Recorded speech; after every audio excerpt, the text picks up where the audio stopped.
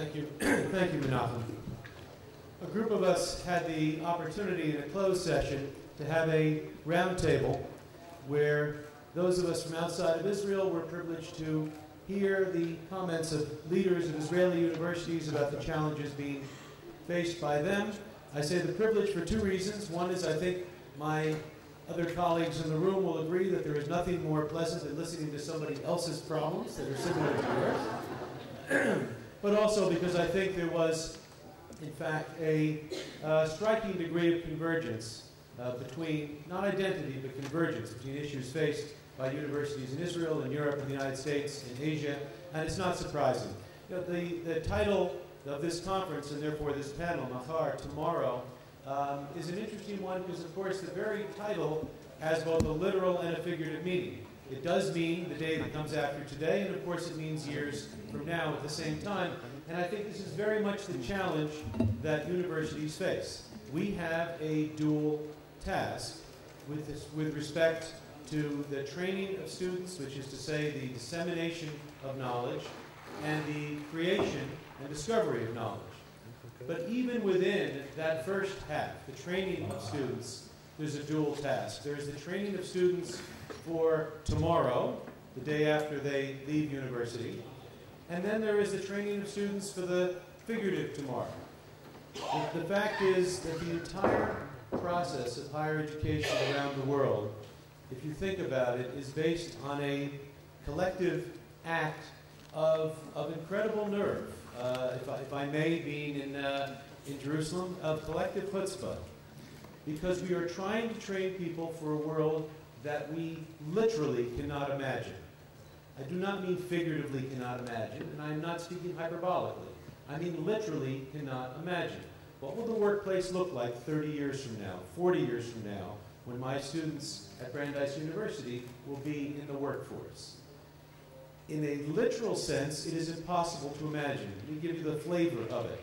We know that whatever it looks like, to them, the iPads and the iPhones and the laptop computers that we have will seem to them the way slide rules and manual typewriters feel to us. And half of you in the room don't even know what I mean by a slide rule. So we know it will be unimaginable in that sense, but we also know that it will be quite imaginable in the following sense. The following skills will certainly be needed 30 or 40 years from now. The ability to analyze, the ability to identify and try to solve a problem, the ability to turn information into knowledge. And in fact, turning information into knowledge will be harder and harder because we know that there is more and more information. Paradoxically, there sometimes appears to be less and less knowledge and even less wisdom. So the ability to turn information into knowledge and knowledge into wisdom will certainly be needed in 40 years. And perhaps most important of all, the ability to communicate. Writing, orally, telepathically. But the ability to communicate will be necessary. That is one of the great roles and the challenges of the university, to maintain the ability to teach those kinds of skills that the value of which will not be apparent on the literal tomorrow, the day after tomorrow. But if we fail in that task, then the cost to all of us globally will certainly be apparent in the figurative tomorrow of 30 or 40 years from now. If we produce a citizenry that cannot analyze, that cannot communicate, that cannot problem solve, and deals with undifferentiated information that it cannot turn into knowledge, let alone wisdom.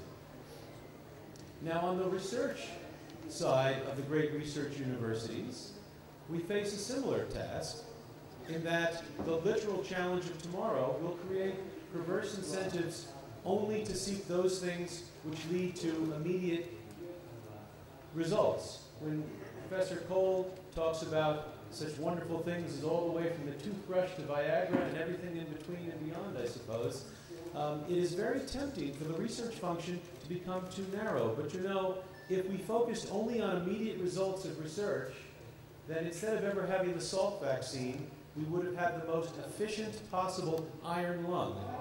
because that's what technology would have been driving towards.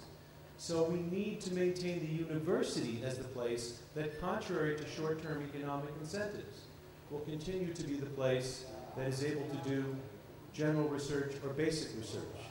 I will share with you an insight that the university presidents in America were treated to from the head of the National Science Foundation when he told us, and I think most of us were somewhat alarmed, that when we talk to people up on Capitol Hill in America, and I don't know if it's the same in Knesset, Menachem will tell us, that we should not use the term basic research or basic science anymore, because to them that sounds like remedial science. So don't call it basic science research, call it scientific research. It's funny, I thought that all of it was scientific research. So it talks about the disconnect between those who must understand the purpose of research, basic and applied, coming out of the university, and those who are involved in that function. I think one of the questions we were asked to address, domestic versus global, I think all of us understand that now to be part of a university is to be part of a global conversation. The very fact that we are here tells us that. And I shall conclude with two very brief insights. One, the question of affordability, which will continue to be a challenge in higher education. Economists will tell you that their goal, their model, their dream would be to have perfect price discrimination. That is actually what scholarships are about. It allows us to determine the price that any of the best individuals could afford. So the best scholarship systems that we must continue to build would give us perfect price discrimination. And in terms of the structure of the university, this is the universal symbol that my time is up. Therefore, I shall hold that till later on in the evening.